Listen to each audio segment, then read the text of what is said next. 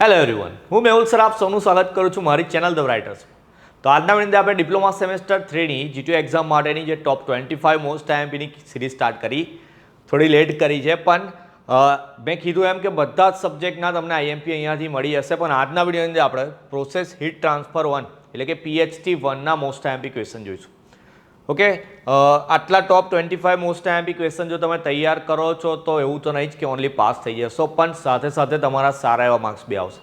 તો આ વિડીયો તમારી પાસે આવે તો એને શેર કરી આપો, જેની તૈયારી વીક હોય અથવા તો જે સારા એવા માર્ક્સ લાવવા માંગતું હોય. ઓકે, ચલો જોઈએ. સૌથી પહેલો ક્વેશ્ચન છે આપણો ઇમ્પોર્ટન્સ ઓફ હીટ ટ્રાન્સફર. જેમ કે સબ્જેક્ટ છે હીટ ટ્રાન્સફર, તો હીટ ટ્રાન્સફરનું મહત્વ શું છે? 3 કે 4 માર્ક્સમાં પૂછાય એવો ક્વેશ્ચન છે.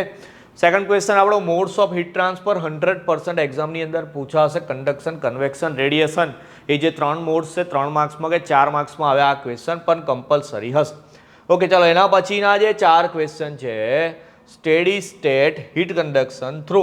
પહેલામાં પ્લેન વોલ છે, બીજામાં કમ્પોઝિટ વોલ, ત્રીજામાં સિલિન્ડર ને ચોથામાં સ્પીયર. 4માંથી જે ઇક્વેશન લાવવાનું. ઇક્વેશન ટફ લાગતું હશે, પણ આ સબ્જેક્ટની અંદર કહું છું કે ઓનલી ઇક્વેશન, મેં અહીંયા જેટલા બી ઇક્વેશન આઈ થિંક આ 4 ને બીજા 2-3 હશે, જો 6 કે 7 જ ઇક્વેશન બી કોઈ તૈયાર કરીને જશે ને તો મારી ગેરંટી કે પાસ થઈ જશે. કારણ કે ઇક્વેશન 7 માર્ક્સમાં જ આવશે ને પેપરમાં તમને 3 થી 4 ઇક્વેશન તો જોવા મળી હશે. 3 બી કરતો તો બી 21 માર્ક્સ તો પાક્કા થઈ જાય. તો જે બી ઇક્વેશનવાળા ક્વેશ્ચન છે ભલે ટફ લાગે, લખીને તૈયાર કરો, સમજવાની કોશિશ કરવાની, પછી એને મોઢે કરી લો તો થઈ જ જશે યાદ, કે એવું અઘરું હતું નહીં. બહુ તો કંઈક મેક્સિમમ 1.5 કે 2 પેજનો ક્વેશ્ચન હશે, પણ 7માંથી 7 માર્ક્સ તમને અપાઈ દેશે. તો કયા છે? Through plane wall, composite wall, cylinder અને સ્પીયર. એ બધામાંથી સ્ટેડી સ્ટેટ કન્ડક્શનનું આપણે ઇક્વેશન લાવવાનું. ઓકે, ચલો 7થમાં. ઓકે, ચલો આ બી એક ઇક્વેશનવાળો ક્વેશ્ચન છે, પણ પેલું સ્ટેડી સ્ટેટ હીટ હતું. આમાં છે આપણું ક્રિટિકલ રેડિયસ ઓફ ઇન્સ્યુલેશન. તો ઇન્સ્યુલેશનની ક્રિટિકલ રેડિયસનું સમીકરણ લાવવાનું છે. તો 5 તો અહીંયા જ થઈ ગયા તમારા. આ 5માંથી 2 પૂછાય એક્ઝામમાં, તો 14 માર્ક્સ તમારા આટલા જ ક્વેશ્ચનમાં થઈ ગયા. ઓકે, ચાલો આગળ જઈએ. Newton's law of convective heat transfer. તો કન્વેક્ટિવ હીટ ટ્રાન્સફર માટેનો ન્યૂટનનો નિયમ છે. 3 કે 4 માર્ક્સમાં પૂછાય એવો ક્વેશ્ચન. એના પછી જઈએ આગળ. 9થમાં જે પ્રાડન્ટ, નસેલ્ટ, ગ્રેસોફ એન્ડ રેનોલ્ડ્સ નંબર. હવે આ જે બધા નંબર્સ છે એમાં કંઈક ડેફિનેશન છે અને ફોર્મ્યુલા છે, એટલું જ છે ખાલી. 2 થી 3 નંબર ભેગા કરીને 3 માર્ક્સમાં આઈધર 4 માર્ક્સમાં બનાવીને પૂછે ક્વેશ્ચન, પણ આ બી કમ્પલસરી જ આવશે એક્ઝામની અંદર. કોઈ બી નંબર આવશે તમારો. ઓકે, ચાલો 3 માર્ક્સનો મોસ્ટ આઈએમપી એવું નહીં કહેતો, પૂછાઈ જ ગયો છે એવો ક્વેશ્ચન છે કે 3 ડેફિનેશન છે: એબ્ઝોર્બિવિટી, રિફ્લેક્ટિવિટી અને ટ્રાન્સમિટિવિટી. PHTના આજ સુધીમાં જેટલા બી જમાનામાં પેપર લેવાઈ ગયા હોય એ બધાની અંદર 3 માર્ક્સનો આ ક્વેશ્ચન હોય. ઓકે, ચાલો. બ્લેક બોડી એન્ડ ગ્રે બોડીનો કોન્સેપ્ટ સમજાવવાનો છે કે એમની એમિસિવિટી કેટલી હોય છે, <1, = 1, > 1, વોટએવર. તો એને તમારે 3 કે 4 માર્ક્સની અંદર આઈધર બ્લેક બોડી પૂછાય, આઈધર ગ્રે બોડી પૂછાય, બંને કમ્બાઈન કરીને બી 4 માર્ક્સમાં પૂછી શકે છે. ઓકે, ચાલો. વેન્સ ડિસ્પ્લેસમેન્ટ લો છે. એના પછી છે ફિનોમિના ઓફ બોઇલિંગ, એટલે કે બોઇલિંગની ઘટના સમજાવવાની છે.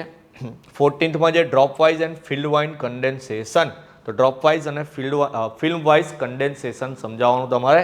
એના પછીનો 15th ને 16thનો ક્વેશ્ચન 1-1 પાસ ને 1-2 પાસ. નહીં, સોરી, 15thનો ક્વેશ્ચન છે તમારો 1-1 પાસ ને 1-2 પાસ. આ આકૃતિ બી જમાનામાં પૂછાઈ ગઈ છે PHTની અંદર.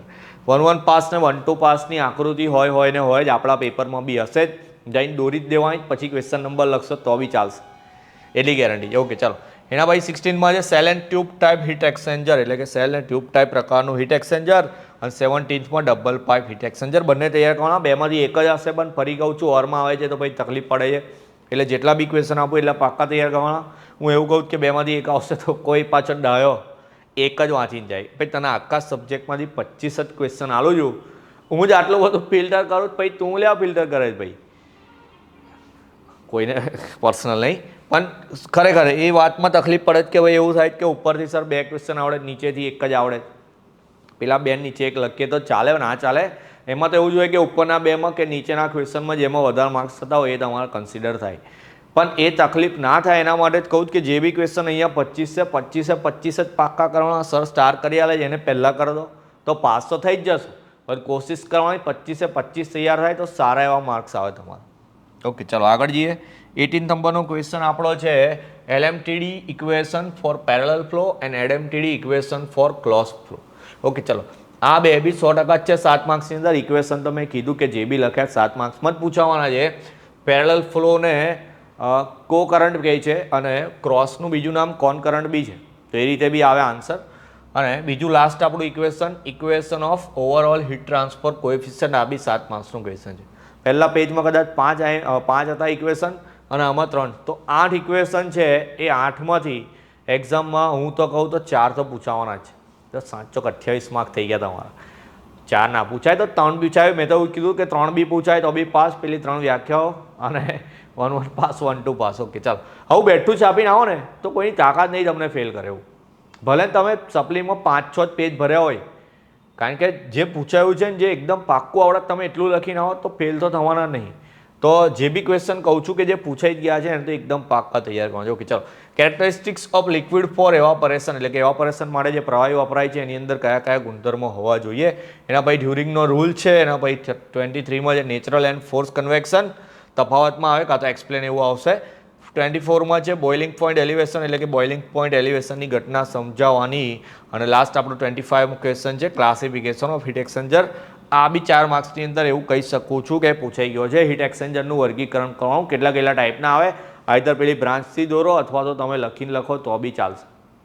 ઓકે, તો આટલા 25 મોસ્ટ આઈએમપી ક્વેશ્ચન તૈયાર કરવાના છે. તમારી પાસે વિડીયો શેર કરી આપજો. પહેલાં જ કીધું તો એમ તૈયારી ઘણા બધાની નહીં થઈ હોય અને મે બી હું લેટ જ છું, મે બી નહીં લેટ જ છું હું વિડીયો આપવામાં. તો તમે તૈયારીમાં લેટ ના થાઓ. એટલે જેવા બી ક્વેશ્ચન તમારી પાસે આવે તૈયારી સ્ટાર્ટ કરવાની.